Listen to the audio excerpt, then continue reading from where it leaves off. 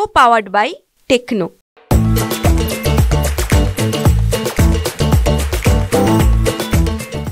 अनुसूचित क्षेत्रातील पेसातील 17 संवर्गांची पदं भरण्याचे आदेश शासनाने दिले होते आणि त्या आदेशाप्रमाणे 6,931 पदांची भरती या ठिकाणी करण्याची प्रक्रिया सुरू झाली होती।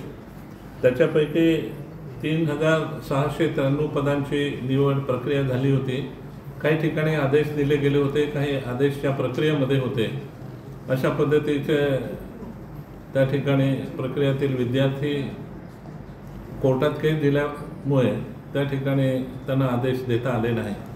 त्याचबरोबर 2,488 अशी पदं होती की त्यांची निवड झालेली होती, याद्या लागल्या होत्या। तर असे एकूण 6,931 पदं कोर्टात केस गेल्यामुळे ते थांबली होती। पण शासनानं मध्ये मार्ग काढला।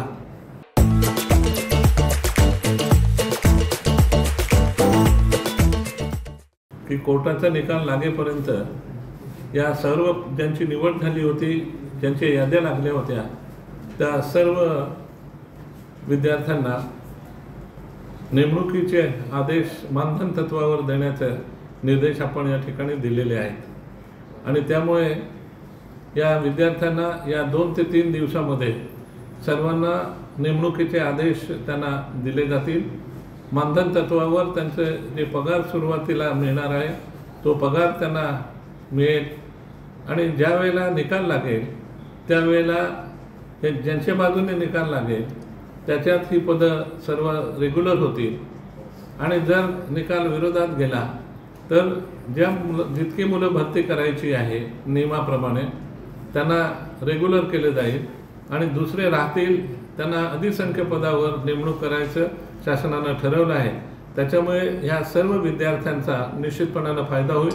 आदिवासी विद्यार्थ्यांना एक चांगला दिलासा राज्य शासनानं दिलेला आहे, कारण आदिवासी विद्यार्थ्यांचं नुकसान होत असताना शासनानं असं ठरवलं की थोडी अडचणी जरी निर्माण झाल्या तरी आदिवासी बांधवांना आपण न्याय दिला पाहिजे आणि म्हणून अशा पद्धतीनं 6,931 भरती या ठिकाणी केलेली आहे।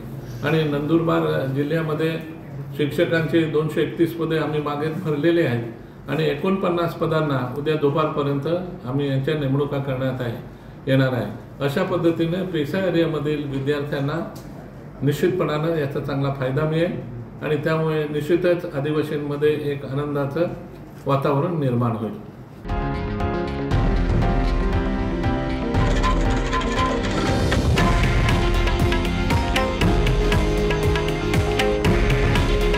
हे आहे देशातील नंबर 1 न्यूज नेटवर्क आणि आपण पाहत आहात TV9 मराठी। काळजी तुमची, हित महाराष्ट्राचं।